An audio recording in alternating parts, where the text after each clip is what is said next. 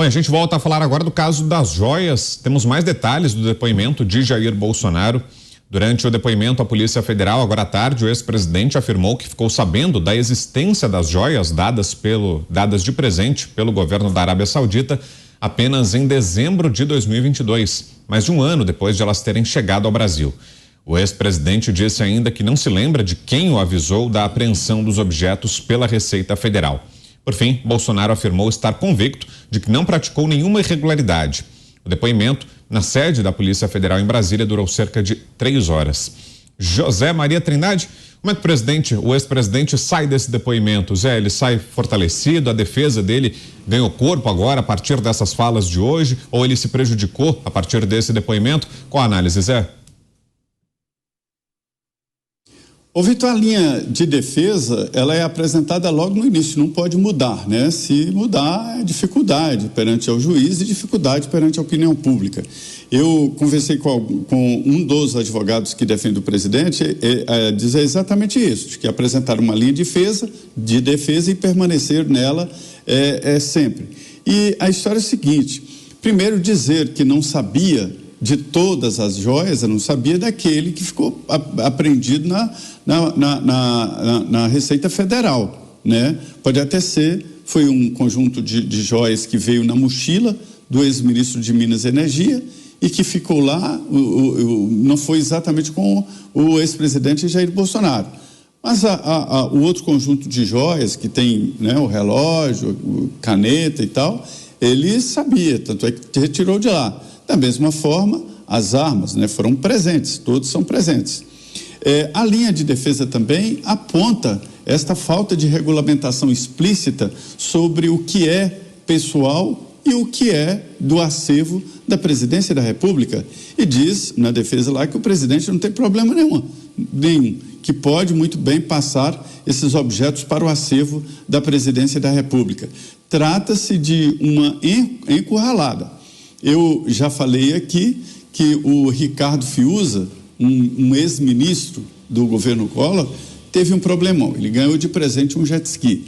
Aí depois veio o Silvinho, lembra, ex-secretário do PT, que disse que tinha vontade de ganhar uma Land Rover. Aí uma empreiteira deu para ele de presente, ele foi condenado a 4 anos e 5 meses de prisão. Foi condenado e depois fez acordo na justiça, cumpriu medidas e tal, mas foi condenado pelo recebimento de uma Land Rover, né, que hoje está lá, sei lá, na faixa de R$500 mil. Então são vários presentes que foram recebidos e os que receberam presentes, eles foram condenados pela justiça, né? Para se ter uma ideia de como se trata de um problema muito pesado. Se o presidente admite que recebeu o presente de alguém que tinha negócios com o Brasil, a coisa se complica ainda muito mais. Então, trata-se de uma defesa muito difícil, em 2 níveis. Primeiro, a defesa política e a segunda, a jurídica. Você acha, Dantas, que esse é o centro, ou passa a ser um dos centros da discussão, que seja configurada uma vantagem indevida recebida pelo ex-presidente, eventualmente, no caso de algum negócio com o governo saudita, ou seja, que essas joias tenham sido uma retribuição a algum favor feito por Bolsonaro à frente do governo brasileiro? É preciso que fique configurado isso, Dantas? Bom, para provar essa tese, né, uma tese, a tese que o PT levantou logo de cara, que isso teria a ver com esse negócio que foi feito com a refinaria da Petrobras. Mas aí tem que quebrar o sigilo de todo mundo, tem que levantar as comunicações, tem que levantar as agendas, as viagens e fazer uma apuração mais potente, né, do que apenas algo ali relacionado à apreensão das joias na Receita Federal, se declarou, se não declarou.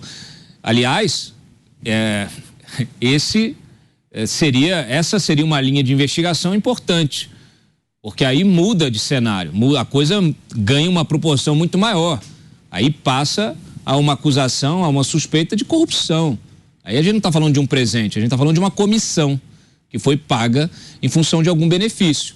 Esse benefício aconteceu, houve uma gestão pessoal do presidente da República, ele colocou a mão, ele foi lá na Petrobras, autorizou que aquela licitação fosse direcionada para esse grupo específico, né? Que a entrega que a refinaria fosse privatizada, a concessão fosse feita para esse grupo árabe, né? Isso aí é uma coisa que não dá para ficar na especulação.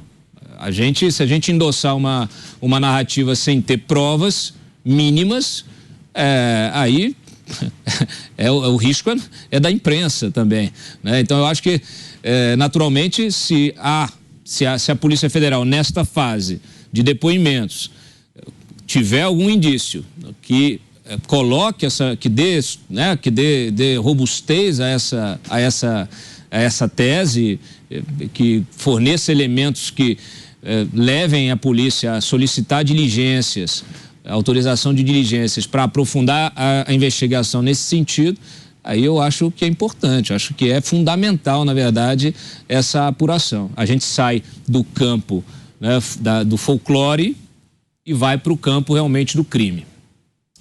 Você, Pavinato, o que achou dessa argumentação do ex-presidente, dizendo que só soube na reta final do mandato, em dezembro do ano passado, da existência dessas joias e que não se lembra quem foi que o avisou da apreensão pela Receita?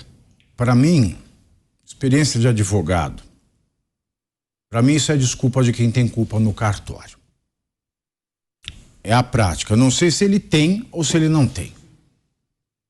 Com relação ao descaminho de não ter declarado, apesar disso ter sido uma tentativa de crime, que é uma figura criminosa em si, e também da descoberta de 2 outros descaminhos, isso se resolve com o perdimento do bem, com o pagamento do imposto ou com a destinação para o acervo da presidência. Agora, quando você nega e entrega, é algo um pouco difícil. Porque ou ele prova por A mais B de que ele de fato não sabia, de que ele entregou um bem que ele não sabia que era dele, que estava com ele, que foi recebido para ele, e eu acho isso muito difícil de ser comprovado. Posso estar enganado. O Cid pode ir lá, os outros ministros, outros assessores podem ir até a Polícia Federal e dizer, de fato, nós não contamos ao presidente Jair Bolsonaro que isso aconteceu, de fato, nós entramos dessa maneira com os bens no Brasil, de maneira contrária à orientação dele, ou nem comunicamos a ele que estávamos entrando com esse bem. Ou eles confirmam tudo isso, ou esta negativa, ela só vai ter o condão de, contrariado o depoimento de Bolsonaro por seus assessores e ministros, deflagrar uma outra análise, que é a análise da corrupção. Se essas joias, elas entraram para a continuidade, por exemplo, da compra de fertilizantes do Brasil, da Arábia Saudita, que é um dos maiores importadores desse bem para cá. Você, Mota?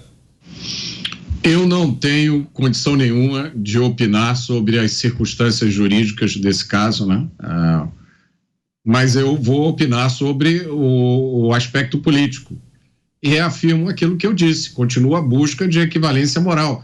E isso é comprovado pela entrada da história, do nome da Petrobras nisso, né? Que coisa mais simétrica. A corrupção na Petrobras acontece em todos os governos, né? Aconteceu também no governo do presidente Bolsonaro. Agora, tem alguns fatos que eu nem sei se a gente ainda pode mencionar, mas eu fiz uma busca rápida aqui e vi uma decisão do TCU intimando um ex-diretor de engenharia da Petrobras a devolver 975 milhões de reais por obras paralisadas, prejuízo causado por obras paralisadas. Uma outra notícia aqui, ó. Ex-gerente da Petrobras devolve mais de 180 milhões de reais aos cofres públicos. Tá? Então, eu acho que os fatos aí estão para todo mundo analisar. Infelizmente, nós não estamos no momento da história da República em que a gente pode esmiuçar os fatos com a clareza e assertividade que eles merecem. Mas ainda assim os fatos se recusam a se calar. Vamos em frente. Brown? Oi, Dantas, pois não. Eu queria fazer um comentário complementar ao que o Mota disse. Ele fez bem em lembrar a Petrobras e essa tal da equivalência que se busca e o diversionismo que acontece, né? Porque a imprensa vai toda em busca de um caso que precisa naturalmente ser investigado e fecha os olhos para outro que está em curso. Nós tivemos um pedido que está no STF, né, de uma banca de advogados querendo o quê? A anulação de multas firmadas em acordos de leniência dessas empreiteiras que assaltaram a Petrobras junto com 3 partidos. Nós sabemos quais. 8 bilhões de reais que eles querem simplesmente, numa canetada, deixar de pagar.